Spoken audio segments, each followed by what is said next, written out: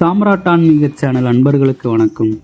கொங்கு மண்டலத்துக்கும் ராமாயணத்துக்கும் பல்வேறு தொடர்பு இருக்குங்க.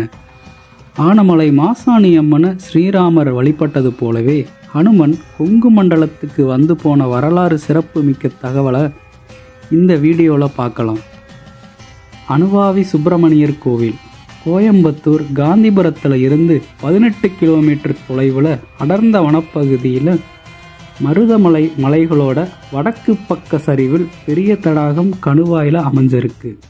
கோயில் அடிவாரத்தில் இருந்து மலை உச்சி வரைக்கும் அகலமான சுமார் 500 படிகள் இருக்கு.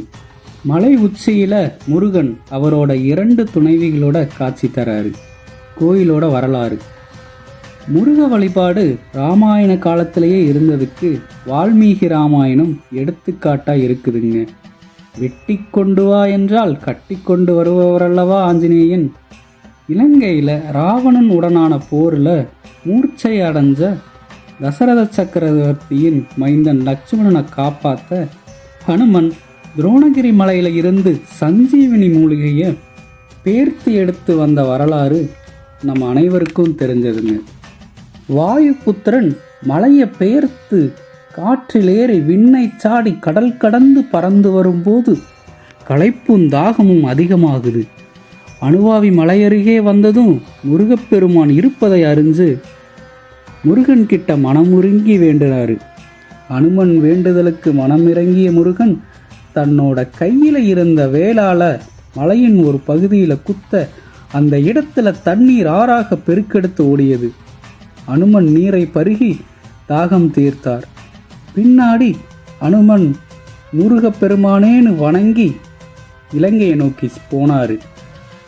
ஹனு ஆஞ்சநேயரை குறிக்கும், வாவி ஊற்றை குறிக்கும். அனுமனுக்காக தோன்றிய ஊற்று, அதனால ஹனுவாவின்னு பெயர் பெற்று பின்னால் அனுவாவியா மாறுச்சு. அனுமனுக்கு குமரன் அருள்பாலித்ததால அனுமக்குமரன் மலையனும் பெயர் இருக்கு.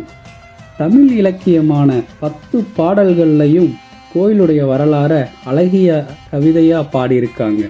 அனுவாவி வந்துற்று அஞ்சனதேவி மகன் அனுமாரின் அருந்தாகம் தீர்த்த நீர்த்தந்த மலை கனமான மலை சுமந்து களைப்பாற்றி கரங்குவித்து குமராவென குமரனாய் நின்ற மலைன்னு பாடியிருக்காங்க. பிற்காலத்தில் மலை அடிவாரத்தில் தாமரை தடாகங்கிற ஊர்லிருந்து ஜமீன்தார் ஒருவர் மலைப்பாதை அமைத்து உத்வேசமூர்த்தியை செஞ்சு கொடுத்திருக்காரு. இங்க காணச்சுனையும் கருணச்சியும் 5 இதழ் கொண்ட வில்வமும் நிறைஞ்சு இருந்ததா சொல்லப்படுது. நம்ம சேனல்ல கோவை வடமதுரையில் வீற்று இருக்கிற விருந்தீஸ்வரர் ஆலயத்தை பற்றி வீடியோ போட்டிருந்தோம். சுந்தரமூர்த்தி நாயனார் இந்த 2 கோயிலுடைய தொடர்பையும் பற்றி சொல்லியிருக்காரு. விருந்தேஸ்வரர் கோயில் குளத்துக்கு பக்கத்தில் இருந்த மரத்தோட வேர்ல 2 கிளைகளாகவும் பிரிஞ்சு காணப்பட்டதாகவும், ஒரு பிரிவில் இருந்து வெண்ணிறப்பாலும் மற்றொரு கிளையில இருந்து செந்நிறப்பாலும் வடிவதை பார்த்திருக்காரு.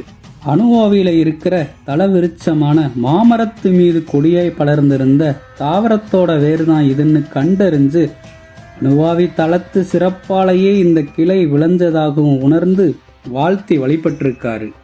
மலை சாரல்ல குகைகள் இருக்கின்றன. அந்த காலத்தில் நிறைய முனிவர்களும் பாம்பாட்டி சித்தரும் தவம் செஞ்சிருக்காங்க.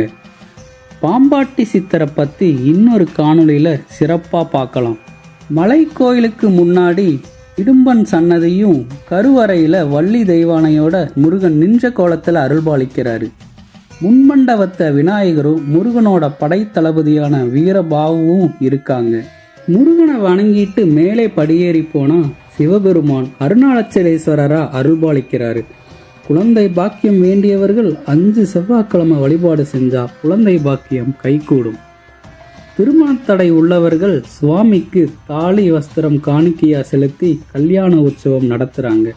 அதே போல திங்கள் புதன் வெள்ளிக்கிழமைகள்ல சுவாமியோட சிரசுல பூ வச்சு ஒரு செயல் துவங்கலாமான்னு பார்க்கும் வழக்கமும் இந்த ஆலயத்துல இருக்கு. மலையடிவாரத்தில் 45 அடி உயர அனுமன் சிலையும் தியான மண்டபமும் இருக்கு. அடர்ந்த வனப்பகுதியில் பிரம்மாண்டமான அனுமன் சிலையை பார்க்கும்போதே புல்லரிக்குதுங்க. பக்தி பரவசம் ஏற்படுது. இங்க வந்தாலே ஒரு மன நிறைவும் ஏற்படுது.